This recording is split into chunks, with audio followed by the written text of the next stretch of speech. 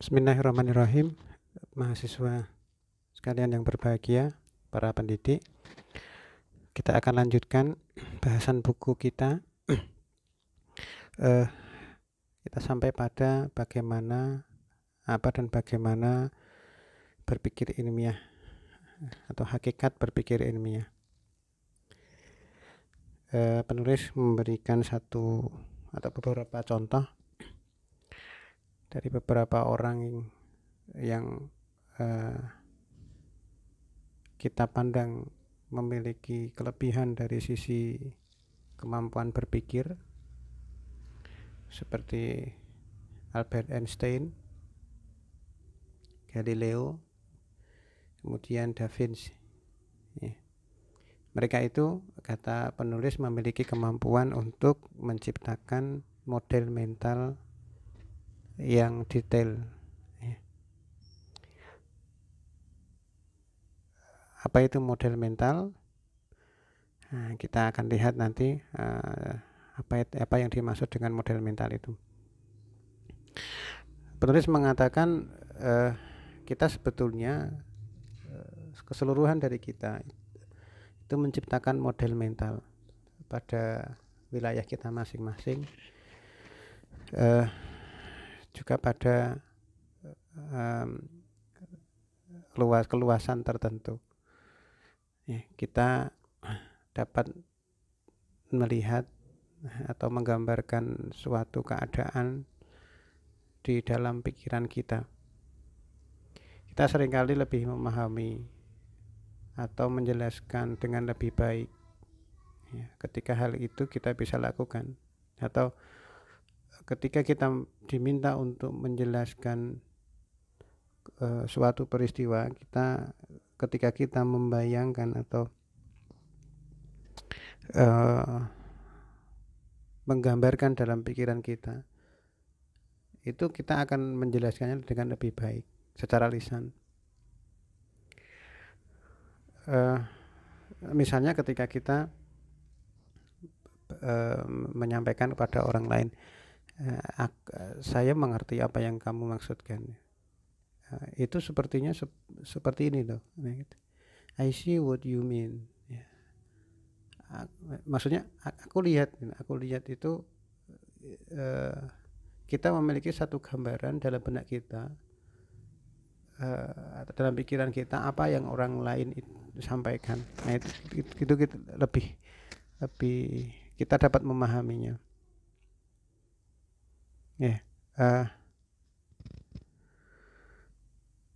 Pemikir-pemikir besar itu memiliki kemampuan yang luar biasa, yang extraordinary, untuk menciptakan dan menjaga model mental yang kompleks dalam pikiran mereka. Kemudian mereka juga mampu untuk menjelaskan, membayangkan, kemudian mengimajinasikan, lalu menjelaskan apa yang akan terjadi ketika satu unsur dalam satu sistem berinteraksi dengan unsur lain, kemudian kira-kira apa yang akan terjadi. Ini seperti membuat eksperimen mental ya. Kalau Anda mahasiswa ditugaskan untuk membuat rundown satu acara, maka Anda akan membayangkan berada di suatu acara tersebut, apa yang dibutuhkan, waktunya, kemudian agendanya apa yang dibutuhkan, siapa yang menjadi penanggung jawab, jika hal ini gagal maka akan terjadi apa, lalu apa alternatif solusinya, atau plan A, plan B-nya. Nah, seperti itu. Maka orang yang terbiasa berorganisasi, memiliki aktivitas selain kuliah, kura-kura, kuliah rapat, bukan kupu-kupu, kuliah pulang, itu mereka lebih terasah kemampuan berpikirnya, karena mereka terbiasa untuk ketemu satu masalah, kemudian menyelesaikan, mengatur, menata, dan seterusnya. Itu model mental. Ilustrasinya seperti itu. Kalau Anda berada dalam satu event tertentu untuk membuat rundown acara gitu.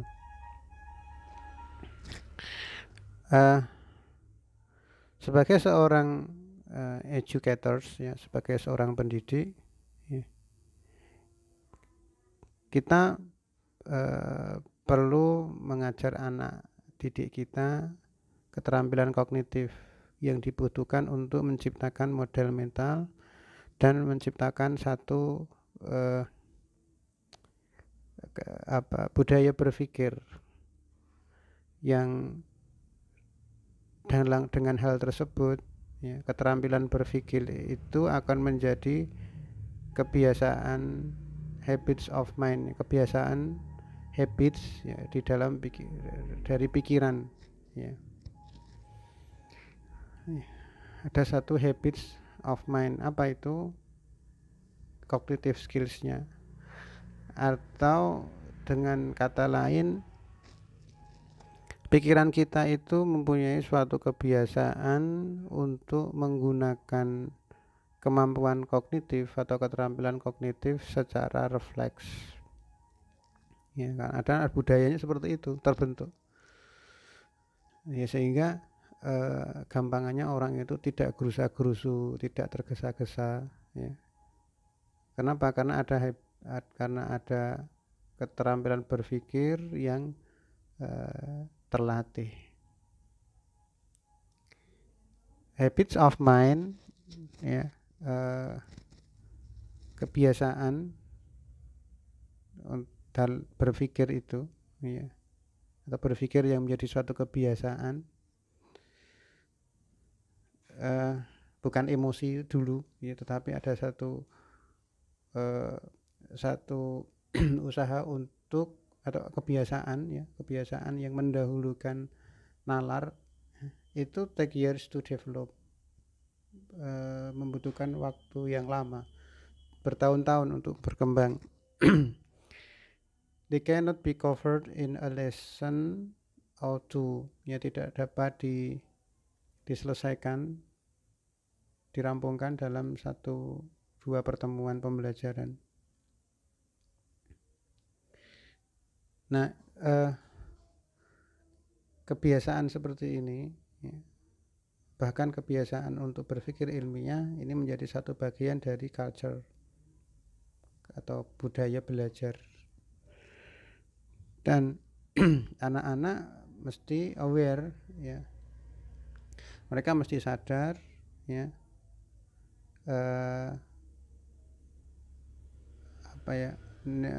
need to be made aware of their thinking strategies when they are thinking scientifically ya. Ada satu kesadaran dalam diri anak, ada kepedulian terhadap kebutuhan strategi-strategi berpikir ketika mereka itu berpikir secara saintifik atau berpikir ilmiah.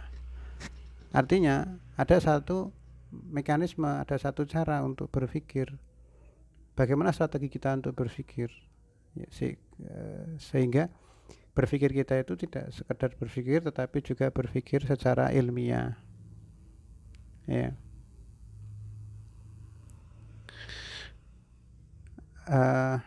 Apakah yang dimaksud berpikir ilmiah itu ya, seperti apakah?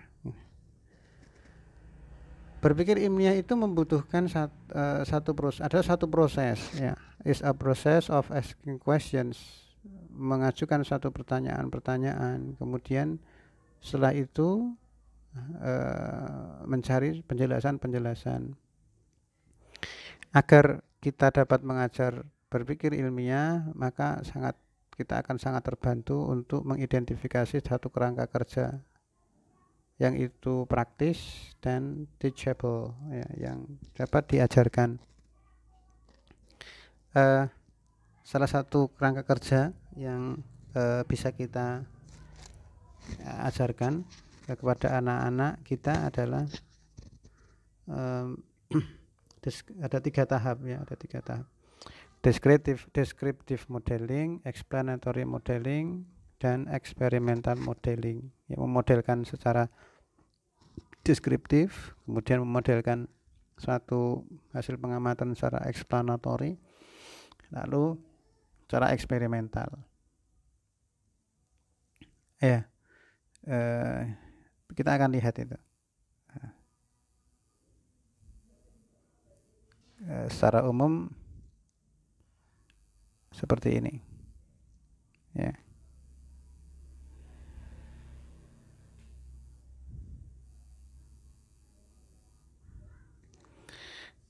Iya, nanti akan kita mundur kembali. Ya, kita lihat gambaran secara umum. Nanti kita akan mundur untuk melihat detailnya itu seperti apa.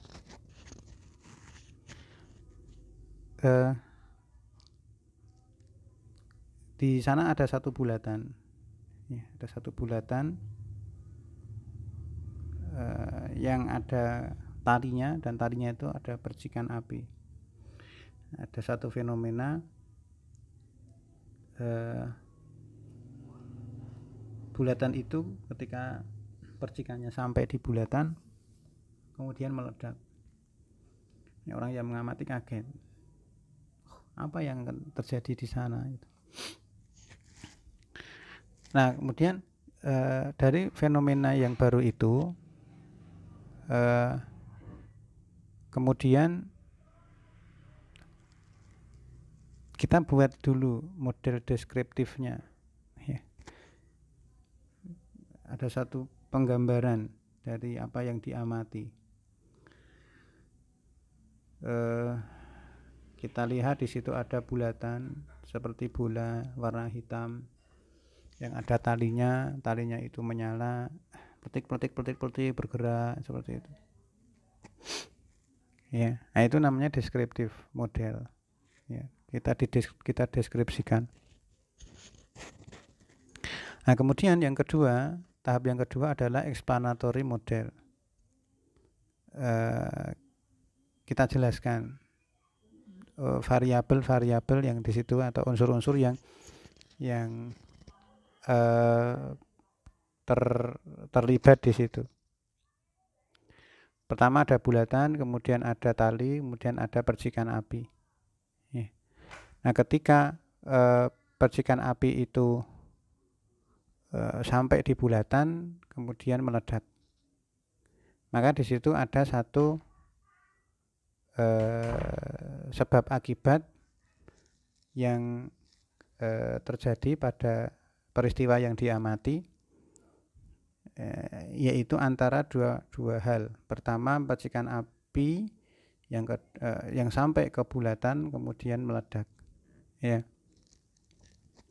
Maka ketika percikan api itu sampai di bulatan lalu meledak, maka kita bisa membuat satu inferensi. Apa itu inferensi? Kita akan lihat belakang nanti. Nah, kita kemudian berpikir, saya berpikir bahwa percikan api yang sampai di bulatan itulah yang menyebabkan ledakan. Lalu kita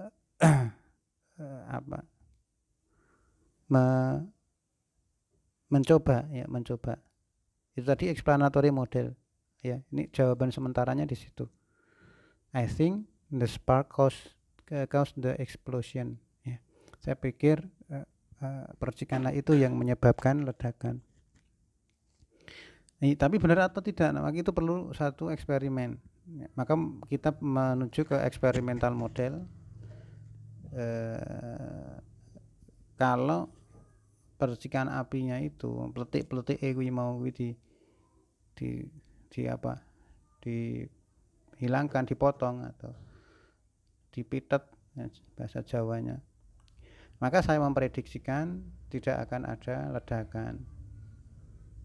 Nah, kemudian dicoba, ya, I'll try, percobaan namanya. Nah, maka itu disebut dengan experimental model. Nah, ketika itu sudah dicoba, ternyata benar itu tidak meledak, maka dia menemukan satu jawaban yang merupakan pengetahuan baru. Nah, ini sederhananya yang kita sebut dengan the progression of inquiry, ya. Ada 3, ya. Nah ini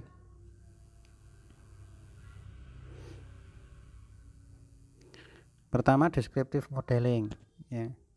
Nah, sebelum kita menjelaskan satu misteri yang menjadi fenomena yang merupakan satu misteri, kita mesti mampu untuk mendeskripsikan ya, apa yang kita tahu tentang misteri itu atau fenomena yang akan kita cari tahu penjelasannya.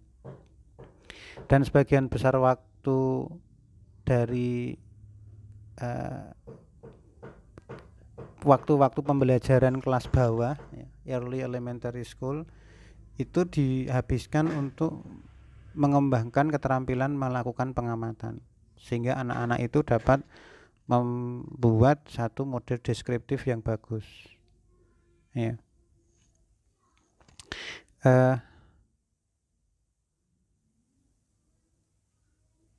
Disinilah kemudian kita perlu membedakan ya antara looking and observing. Ada satu lagi seeing ya. Melihat, memandang dan mengamati ya. Yang kita lakukan bukan hanya sekedar looking yang itu menggunakan mata atau seeing yang menggunakan mata. Tapi yang kita lakukan adalah observing. Yang kita ajarkan kepada anak-anak itu observing. Keterampilan mengamati yang kita ajarkan pada anak-anak itu akan berbeda. Berbedanya pada tingkat kerumitan dan teknologi yang kita gunakan, tetapi keterampilannya sama ya. Misalnya kalau ilmuwan dewasa itu menggunakan mikroskop elektron untuk mengamati benda-benda yang sangat kecil. Nah, sementara anak-anak kelas 1 itu, kelas 1 2 ya mungkin ya, itu hanya menggunakan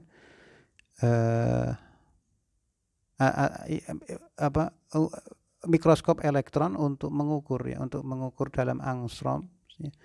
Tetapi kalau anak-anak kelas 1 itu menggunakan penggaris. Sama-sama mengukur ya, melakukan pengamatan secara kuantitatif. Ya, ada kebersamaannya iya ya, nanti kita akan lihat ketika kita membahas tentang keterampilan proses. Nah, kemudian explanatory modeling itu kelanjutan dari model deskriptif tadi, sehingga ada satu kita mengungkap hubungan-hubungan ya antara variabel-variabel yang kita amati, antara bagian-bagian yang kita amati, sehingga akan menghasilkan hipotesis ya. Ada satu hipotesis yang bisa dites. Di mana ngetesnya? Di modeling, di experimental modeling. Model eksperimental itu akan menguji prediksi-prediksi yang didasarkan atas hipotesis pada explanatory modeling tadi itu. Untuk kita dapat membuat eksperimen yang bagus, kita membutuhkan satu prediksi yang dapat diuji ya. Ada variabel independen, variabel dependent dan variabel kontrol. Independen itu variabel bebas atau variabel tak gayut, sementara dependent itu variabel terikat. Nah, ada satu lagi variabel kontrol ya. Nah, rincian atas hal ini nanti akan kita lihat pada saat kita membahas keterampilan proses IPA ya. Baik, itu yang kita sebut dengan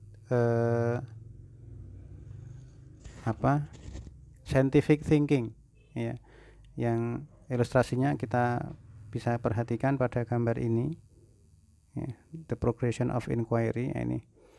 Dan sebetulnya kita menggunakannya dalam kehidupan sehari-hari ya. Ketika kita ketemu satu masalah, kemudian kita harus tahu masalahnya itu apa saja yang terlibat, unsur-unsurnya yang berhubungan apa saja. Nah, kemudian kita membuat satu hubungan antar unsur-unsur itu ya, jika ini maka itu, jika itu maka ini, dan seterusnya.